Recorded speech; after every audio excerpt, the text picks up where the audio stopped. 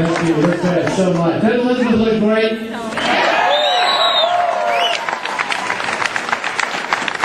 Thank you to Kevin and his band. Thank you for making this trip. Weren't they terrific too, by the way?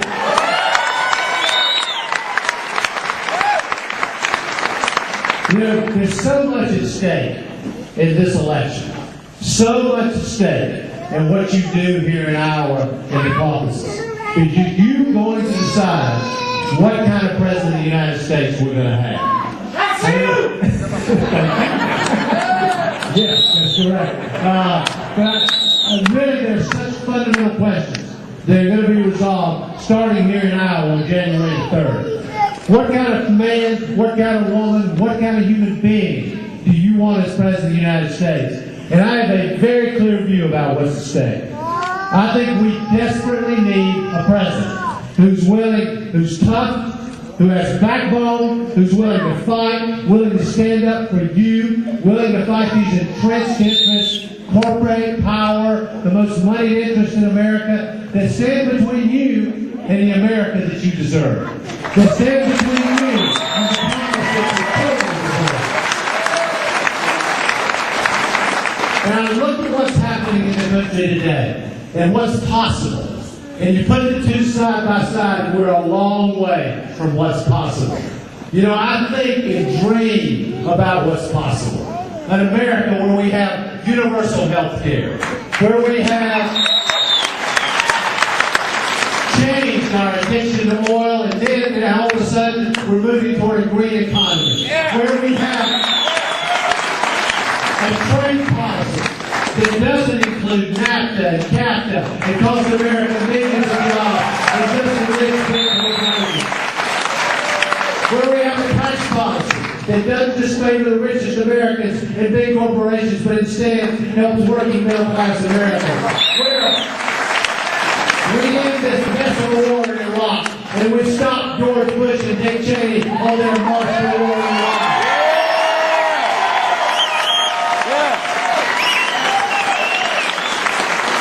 This is the America that's possible. And this is the America that all of us believe in. But if we want that America, we can't stand quietly by and watch a few corporate, well-moneyed interests continue to control this democracy. What they do infiltrates everything that we're trying to do.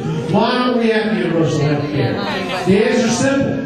Drug companies, insurance companies, and their lobbyists. Why do we have this mess of a Medicare prescription drug law? It's because the lobbyists of the drug companies literally wrote the thing. Why do we have trade policies that continue to cost Americans millions of jobs, destroy the middle class in America, and enrich big corporate America?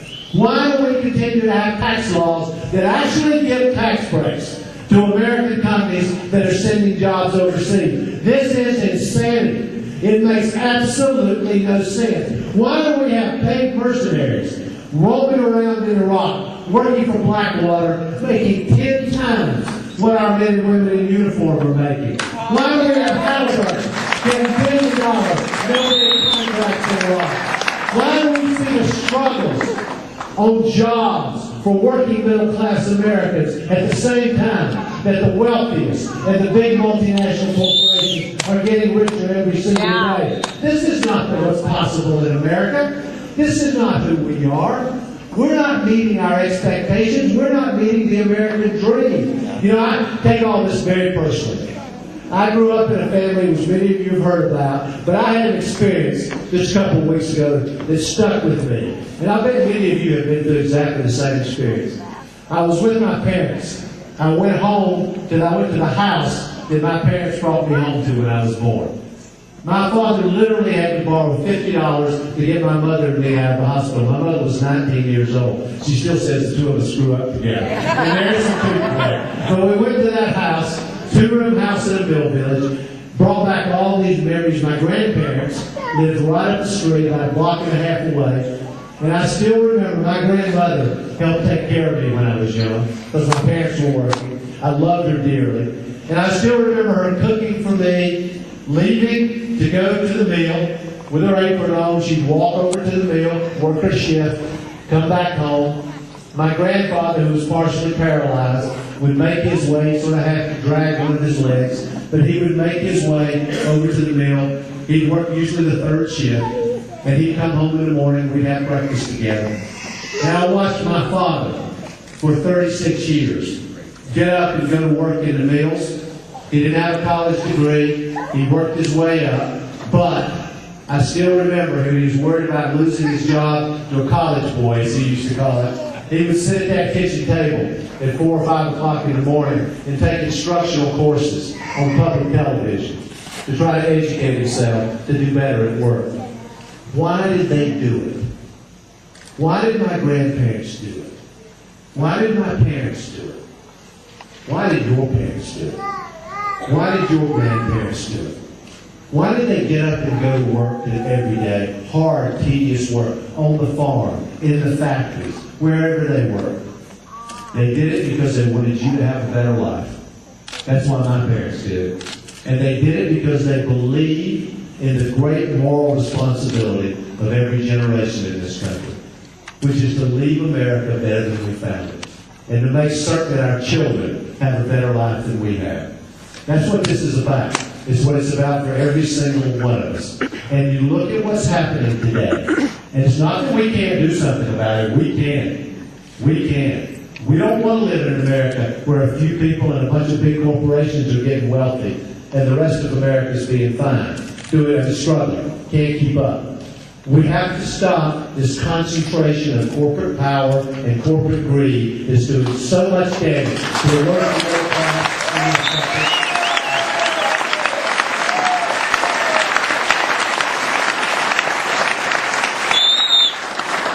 And we know what needs to be done. Here's the problem. Here's the problem. The easy way out of this is to turn your head and say, listen, there's nothing we can do about this. There's not. These people, they have too much money. They have too much power. We can't stop it. But if we're going to do that, we, all of us, are going to have to be willing to look our children in the eye and say, we're going to leave this mess for you. Because that's exactly what we've been doing. My parents didn't do it, and your parents didn't do it.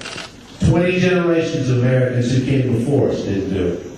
We're not going to do it. What we're going to do instead is we're going to stand up. We're going to take this country and this democracy back. We're going to restore this democracy. We're going to make it good for the American people. And I would say, we have great candidates running for the Democratic nomination. I like them. I respect them. They have great ideas. They're good people. But we do have some fundamental differences about what it's going to take to really change this and get the power out of these people's hands. Some people say, some candidates say, that the way to do this is you know the system's bad, but you got to be able to maneuver your way through it. And you just have to accept it. Other candidates would say, well, you got to sit at the table with these people. Drug companies, insurance companies, oil companies, power companies, big banks. You sit at the table with them and you negotiate, and somehow they'll voluntarily give their power away. Not in the real world, not in my world. I'll tell you when they'll give their power away. They'll give their power away when we take their power away.